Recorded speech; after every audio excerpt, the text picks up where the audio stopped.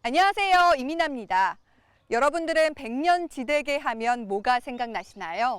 바로 교육인데요. 우리의 선조들도 교육에 큰 힘을 썼다고 합니다. 그런데 울산 근대교육은 언제, 어디서 시작됐을까요? 궁금하시죠? 울산 근대교육의 산실, 그 현장 속으로 저와 함께 가보시죠.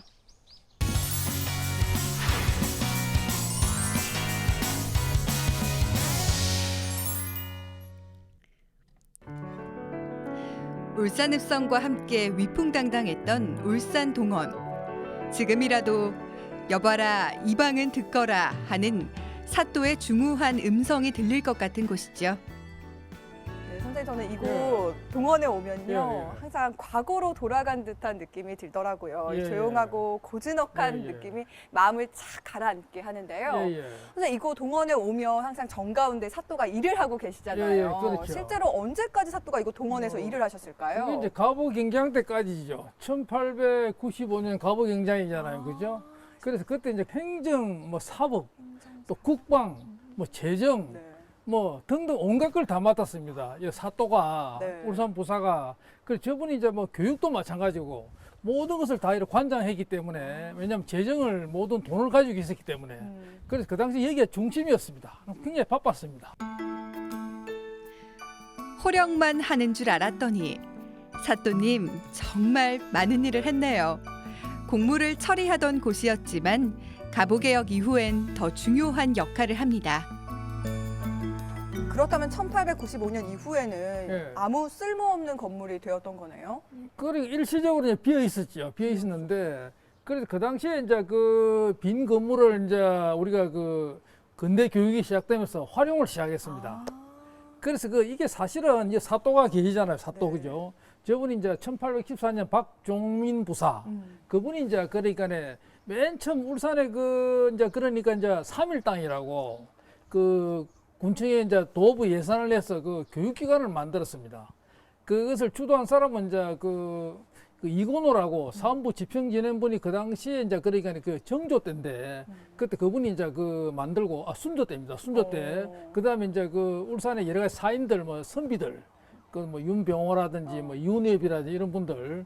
그래서 그 당시에 만든 곳이 이제 그러니까 어디냐면 3일 땅이라고 현재 양사 초등학교 자리에 그 건물을 지었어요. 그러고 직원들 이제 우리 도부 직원 6명을 배치를 했습니다. 그게 이제 울산 사실 근대 최초의 그 교육기관 그러니까 3일 땅입니다. 3일 땅. 거기서 이제 지방 사인들이 자제들 교육을 했습니다. 뭐 누워 자면서 교육을 받도록 했는데 그게 이제 그러니까 언제 없어졌냐면 1867년에 대원군이 집권하면서 대원군이 이걸 없애버렸어요. 전국의 서원들을 없애면서. 없애버리고 그게 이제 비어가 있었던 겁니다. 없어지니까 건물은 비어 있었는데 이제 대원군이 실각하고 난 다음에 1878년에 이제 박재만 부사라는 분이 다시 이제 학교를 부흥을 했습니다. 학교를 또 이제 새로 이제 복원을 한 거죠. 인력을 또 배치하고 해가지고 모아서 교육한 것이 뭐냐면 양사제입니다. 양사제. 양사제요? 예, 기를 양자, 선비사자, 집제인데 그 당시에 전국적으로 양사제가 많아요. 이것뿐만 아니라 그 당시에 뭐 유경제라든지 뭐 흥학제라든지 뭐 덕영제라든지 뭐 이런 게 이제 은양에도 있었고 그게 이제 말하자면 전국적으로 이제 교육기관이 이제 많이 이제 일어났죠. 그래서 사실은 우리 향교나 서원은 많은 데냐고 물어볼 거 아닙니까? 네. 그게 원래 이제 교육기관인데 근데 거기는 막 어떤 사람들이 가서 놀지 뭐 토론 잡담이나 하지 그게 교육기관이 안 됐어요. 조선시대 교육하면 향교나 서원을 떠올릴 텐데요. 행정기관인 동원에 교육시설을 만들었다니 처음 듣는 얘기입니다. 그래서 그 당시에 이제 이게 교육을 일으키기 위해서 이제 그래서 그 당시에 이제 양사제를 이제 박재만 부사가 복원을 한 겁니다. 했는데 이게 이제 갑오경장 때 또 없어져 버렸어요. 없어졌어요? 예, 그 갑오경장 때 모든 이제 제도가 근대화되니까 그래서 그 당시에 이제 보통학교를 만드는 겁니다. 보통학교를 만드는데 그게 보통학교 언제 생기느냐면 이제 1907년에 생기거든요. 지금 객사자리. 객사자리예요. 예, 1907년에 객사가 소용이 없으니까 거기다 객사에다가 이제 보통학교를 만들고 동시에 일본인들이 자기 자제들 교육을 위해서 그 울산 심상소학교를 만들었습니다. 그 어디 만들었냐면 바로 요 옆에 가면 이제 군관제라든지 뭐 사령방 이런 거 있어요. 옛날에 기생방도 있었는데 거기 네. 건물을 이제 하나 빌려가지고 1907년부터 이제 같이 동시에 양쪽에 있었습니다. 그래서 그 당시에 이제 여기는 이제 울산 보통학교는 그 4년제입니다. 4년제. 4년제하고 1년은 이제 간이농업학교. 그게 이제 그 옛날 태화루 건물에 있었거든요. 그 태화루 건물 위에 있어가지고 그 이제 한 40~50명 모아서 교육을 했습니다. 그래서 그게 이제 가장 울산 그 외정시대 초기에 전반기에 이제 울산의 교육 형편이었고. 근대화의 물결 속에 사라져버린 동원이 근대 교육기관으로 다시 거듭나다니 놀랍기만 합니다.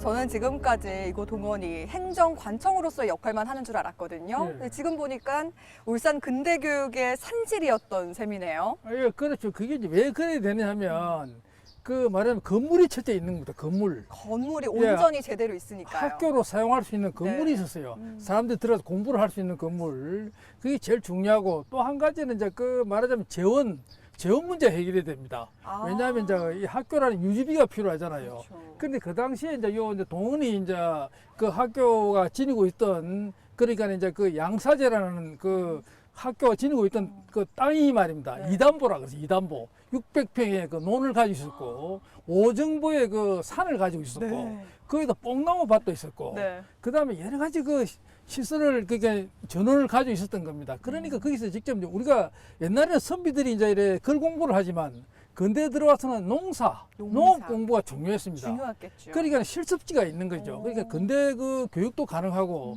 또 이런 건물들이 여기나 쓰이는 겁니다. 그래서 재원도 있고 그래서 그 당시에 또 위치도 우리 모이 좋고 그렇죠. 그래서 뭐 그런 역사가 있는 것이 바로 이제 동원이 이제 발원지라고 해도 뭐 과언이 아니죠. 울산 동원의 정문 가학루는 근래에 다시 복원됐는데요. 정문 앞 안내판에서 옛 동원의 모습을 자세히 살펴볼 수가 있습니다. 동원의 옛 모습이 나와 있는 예, 예. 지도가 있네요. 예, 잘 나와 있습니다. 네. 그래서 보시면 우리 서 있는 위치가 여기 합니까, 여기요. 그렇죠. 여기 요 동원이고 요 옛날 구객사지요, 그죠? 시립미술관 공사하고 있잖아요. 그래서 요 이제 우리가 제일 먼저 언급할 수 있는 데가 바로 요 자리입니다, 요 자리. 여기 뭐냐, 이거네.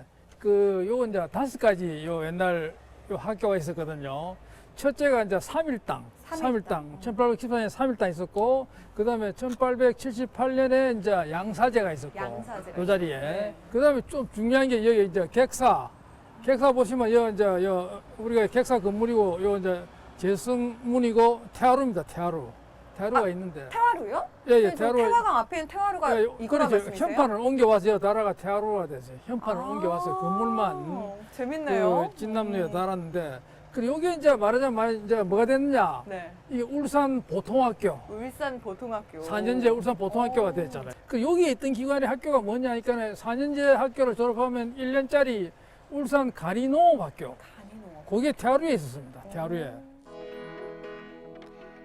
공사가 한창인 저곳이 옛 동원의 객사인 학성관 자리입니다. 이후 울산 보통학교가 설립된 곳이기도 한데요. 지금은 이렇게 흔적도 없이 사라져 아쉽기만 합니다. 울산 초등학교는 당시에 참 중요한 곳이었죠. 아, 그렇죠. 그 당시에 이제 울산의 그 문화 중심이었습니다. 이 외에는 뭐 문화 중심이 별로 없었어요. 사실 여기 항상 우리 사람들이 이제 모이고 현원하고 오면 볼 수도 있고 학생들이 공부를 하니까 다 관련이 되잖아요. 막 그래서 그 상당히 그 중요한 그런 의미가 있는 것이 울산 그 보통학교 바로 이 자리였습니다. 다행히 울산 교육의 명맥을 이어주는 곳이 있습니다. 바로 양사초등학교인데요.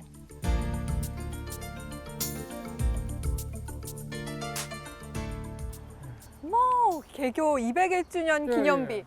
와, 1814년에 이 예. 학교가 처음 세워진 거예요? 예, 예, 진짜 그렇죠. 오래됐네요. 그러니까 2015년에 세워서니까 이제 201주년이 되는 거죠. 와.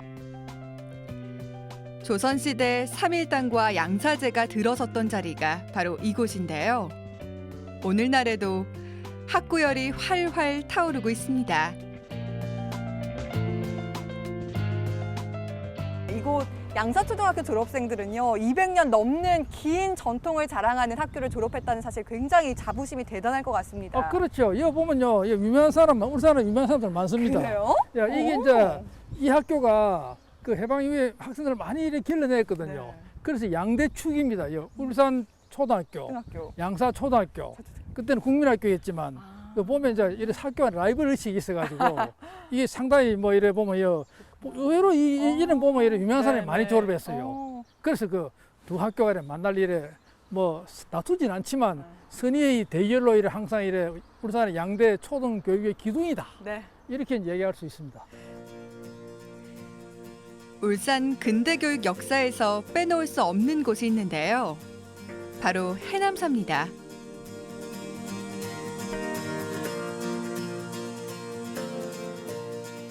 이곳 해남사도 근대 고등교육에서 아주 중요한 역할을 했다면서요. 예, 그렇습니다. 이게 이제 우리 이제 초등학교 이제 보통학교를 졸업하고 난 다음에 우리 조선 학생들이 갈 데가 없잖아요. 그래 배우면 열망은 대단했는데 그 이제 문을 열어준 곳이 바로 여기 이제 지금 해남사, 그 통도사, 울산 포교단입니다. 그래서 그때가 이제 1923년입니다. 23년부터 한 25년까지 한 2년 동안 이게 이제 고등강습소 또는 고등강습회라고 합니다. 2년짜리 교육과정이 생겨가지고 학생들이 굉장히 많이 왔어요. 우리 울산에 학생들이 이제 보통학교를 졸업하고 난 다음에 그래서 그 2년 동안 여기 이제 열심히 이제 했는데 이것을 연분이 양대응이라는 그 통도사 그 선임이었습니다. 그분이 그 통도사 심평 그 3일 어거를 주도하신 분인데 쫓겨다니다가 이제 나중에 이제 돌아와서 여기서 주지를 했습니다. 그분이 이제 했고. 해남사가 단순한 사찰이 아니라 울산 근대교육의 산실이란 사실 놀랍기만 합니다. 오늘 방문한 동원과 양사초등학교 그리고 해남사는 울산 교육에 있어서 어떤 의미가 있는 장소일까요? 뭐 그렇죠. 옛날에 어려운 시절에 우리가 이제 교육의 현장이 바로 여기 아닙니까, 그죠? 그래 그때 어려울 때도 우리가 다 힘을 모아가지고 그 교육을 잘 이뤄냈거든요. 그래서 우리가 그때 그 정신을 본받아 되살린다면 오늘의 현실에 우리 울산의 어떤 교육적인 어려움도 극복할 수 있다고 봅니다. 교육열이 가장 높은 민족이라는 소리를 종종 듣는데요. 이곳에서 우리 울산 선조들의 교육에 대한 열의를 새삼 느끼게 됐습니다. 아이들과 교육의 산실 울산 동원 방문 어떠신가요?